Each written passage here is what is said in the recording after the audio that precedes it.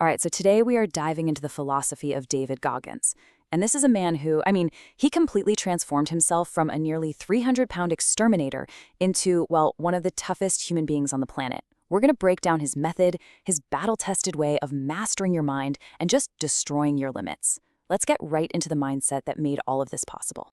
But first, I have a serious question for you. Are you truly living at your limit? And I'm not talking about what feels comfortable or what you've been told is possible. I mean your absolute rock-bottom true potential. Goggins' whole argument is that most of us, we have no idea what that even feels like. And this is why. It all comes down to one single, shocking number that is the core of his entire philosophy: 40%. He believes that when your mind is screaming at you to stop, when you feel completely spent and you think you can't possibly go on, you've only just hit 40% of your actual capacity. He calls this the 40% rule, and honestly, it's a brutal wake-up call. What it suggests is that a full 60% of your potential is just lying dormant, locked away behind this mental barrier that quits long, long before your body ever does. So the key isn't just getting stronger physically, it's about learning how to bypass this mental lie. So what is this barrier? Well, Goggins calls it the governor. Think about it like a speed limiter in a car. Your brain has this built-in safety feature. It's a survival instinct, right? It's this neurological switch designed to protect you from pain, from overexertion, by screaming at you to just stop the moment things get hard. But in our modern lives, that same governor is the very thing that keeps us kind of mediocre. And look, this isn't just some theory he came up with. Goggins discovered this truth in the absolute crucible of Navy SEAL training. During the infamous Hell Week, he saw these guys who were physical specimens just quit. Meanwhile, he, who had to overcome incredible odds just to be there, kept going. He realized the battle wasn't physical at all. It was all about learning to silence that governor. Okay, so how do you fight back against your own brain? Well, it starts with the first and most critical tool in the Goggins arsenal, the accountability mirror. This is your personal war room. It's a place for radical, unflinching, absolutely brutal honesty with the only person who can actually change your life, and that's you. The number one rule of the accountability mirror is pretty simple, but it is not easy. You have to stop lying to yourself. No more excuses. No more blaming your past or your boss or your circumstances. Transformation is literally impossible until you confront the raw, unfiltered truth of where you are right now.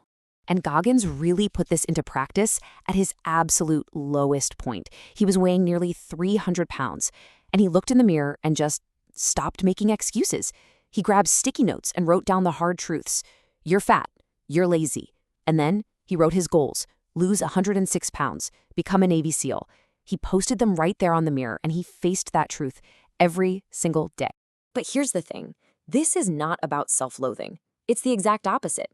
It's about taking such complete ownership of your life that you reclaim all of your power. Accepting this truth, that's the very first step toward building real, unshakable confidence. So once you're being honest with yourself, you need to arm yourself for the battle ahead. Goggins developed these incredibly powerful mental tools to draw on when the governor starts screaming and, willpower just isn't going to be enough. And here are two of his most effective tools. The cookie jar. That's for drawing on your own past victories for internal strength.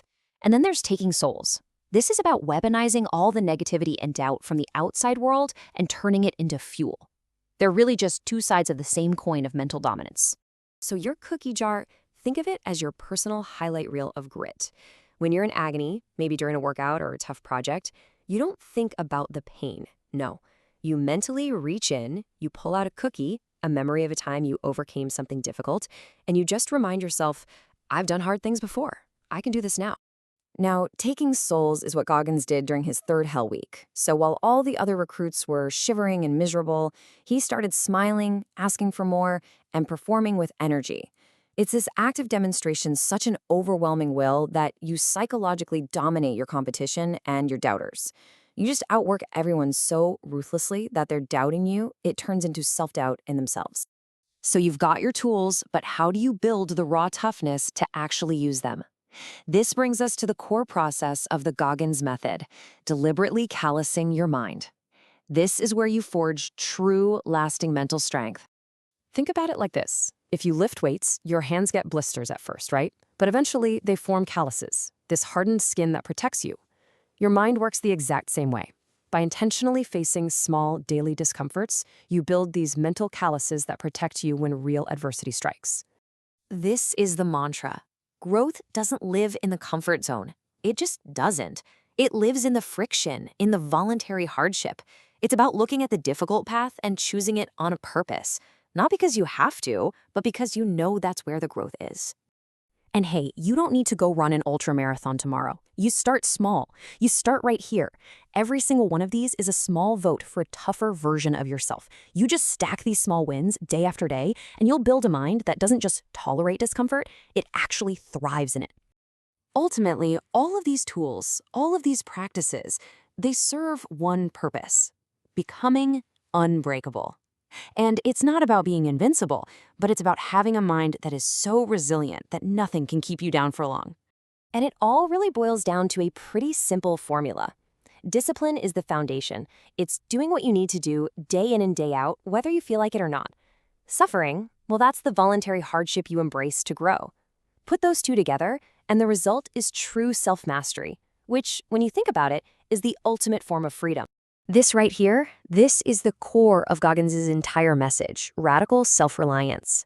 Waiting for someone to motivate you or save you or fix your life for you, it's a trap. The moment you realize that you are the solution you've been looking for, that's not a burden, that's a gift. That is the moment you take back all of your power. Which brings us right back to the beginning. After all this, the question isn't what David Goggins is capable of. The real question is, what are you capable of if you decide to stop listening to the governor and finally find out what's on the other side of that 40%?